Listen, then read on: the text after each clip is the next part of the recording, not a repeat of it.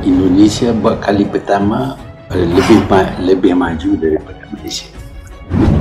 Visi presiden membusuk lebih cepat, itu maksudnya. Di dalam maupun di luar itu borok. Dan akhirnya mereka mendapat yang terbaik, Jokowi. Dan hampir majoriti rakyat Indonesia mengagumi Jokowi, menyanjung Jokowi dan menghormati Jokowi. Posisi kita semakin dihargai, semakin dihormati, semakin dipandang oleh negara lain, tapi sering di negara sendiri dikerdilkan. Saya berdoa agar Pak Jokowi diberikan kekuatan dalam memimpin negara kita. Presiden Jokowi sedar tentang keperluan membangunkan Indonesia, bukan saja politik tapi ekonomi. Dia membawa satu pemikiran yang baru, tidak sama dengan yang lama. Kalau saya katakan jenius, Pak Jokowi. Jenius dalam hal kegagalan. Sama-sama makan nasi juga, tak kadang-kadang terlalu mendongak kayak gini. Jokowi seperti saya, bukan anak menteri, bukan anak bangsawan, bukan anak pejabat, bukan anak jenderal, bukan anak orang kaya.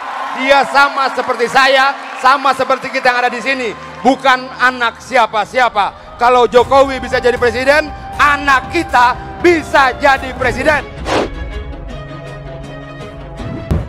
Indonesia bukan seperti Malaysia. Indonesia mempunyai 17,000 pulau. Bagi satu orang yang boleh maintain itu, bagi saya itu kejayaan yang cukup besar. Presiden-presiden sejak Bung Karno yang darahnya paling merah Jokowi. Yang lain itu agak banyak biru-birunya. Ada unsur birunya. SBY ada unsur birunya juga. Habibie sedikit-sedikit ada birunya. Pak Jokowi pada saat ini telah melakukan banyak sekali program yang tujuannya untuk menghadirkan keadilan sosial bagi seluruh rakyat Indonesia. Infrastruktur adalah fondasi bagi negara kita ini untuk bersaing dengan negara-negara lain. Tidak mungkin sebuah negara bisa melampaui negara lain kalau indeks competitiveness-nya lebih rendah. Jadi masalah dari Presiden Jokowi selama ini ada dia nggak pernah paham apa masalahnya tuh. Ya, ekonomi Indonesia sekarang jauh lebih baik daripada Malaysia. Ini sosok Presiden Jokowi ini seperti apa sih? Dia nampak pandangannya lebih luas dan dia tidak ada minat untuk menjadi seorang authoritarian. Dan akhirnya mereka mendapat yang terbaik, Jokowi. Dan hampir majoriti rakyat Indonesia mengagumi Jokowi, menyanjung Jokowi dan menghormati Jokowi. Sederhana, jujur, dan bagus dengan orang-orang. Pilkada pertama itu saya pasti nangis. Pasti. Tidak mengira kalau akhirnya beliau menjadi RI 1. Keislamannya Jokowi itu kafah dan akhlaknya itu yang luar biasa. Pemimpin ini adalah satu amanah, satu tanggungjawab. Rasulullah setiap malam dia berjalan dari satu rumah ke satu rumah. Dia tanya, you ada makan ke, you sihat ke, you sakit?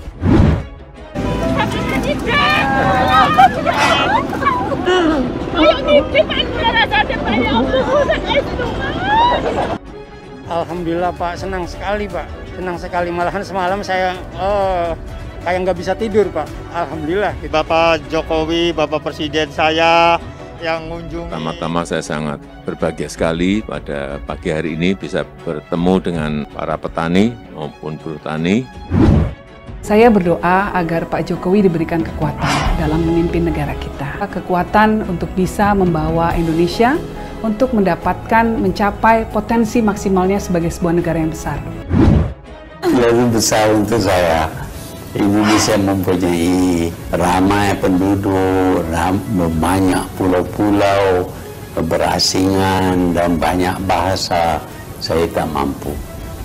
Saya bernasib baik cuma Malaysia saja, tapi saya tak mampu untuk Indonesia. Itu terlalu besar untuk saya. Jadi menurut Tun tidak mudah memimpin Indonesia? Tidak mudah. Indonesia adalah negara besar dengan jumlah penduduk 270 juta jiwa. Terbesar keempat di dunia. Dengan jumlah penduduk yang besar itu, dengan daya beli yang terus meningkat, Indonesia memiliki potensi pasar yang juga sangat besar. Kekuatan pasar yang sangat menjanjikan. Namun, jangan sampai dengan kekuatan pasar yang besar itu justru dimanfaatkan oleh orang lain, oleh negara lain. Kita harus memanfaatkan pasar yang besar ini untuk meningkatkan industri di dalam negeri. Kita harus memanfaatkan untuk mempercepat industrialisasi, membuat produk dalam negeri dan sekaligus menciptakan lapangan kerja. Mantan Perdana Menteri Malaysia, Mahathir Mohamad, mengatakan untuk pertama kalinya Indonesia lebih baik dari Malaysia dalam hal memimpin negara ASEAN. Untuk pertama kalinya, Indonesia melakukan lebih baik dari Malaysia. Dulu, Malaysia yang memimpin grup ASEAN, dalam artian pengembangan ASEAN. Tapi sekarang Malaysia kesusul dengan Indonesia, ujar Mahathir Mohamad kepada C Today News.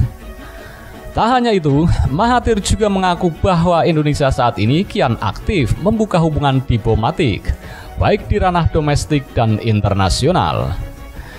Indonesia sangat aktif di ranah internasional, begitu pula di domestik, dengan menempatkan keduanya sesuai porsinya, ujarnya. Dalam kesempatan itu, ia juga menilai bahwa Presiden Jokowi dapat membawa Indonesia menjadi pemimpin ASEAN, sebab kualitas yang dimiliki sepertinya layaknya Presiden Soeharto dulu.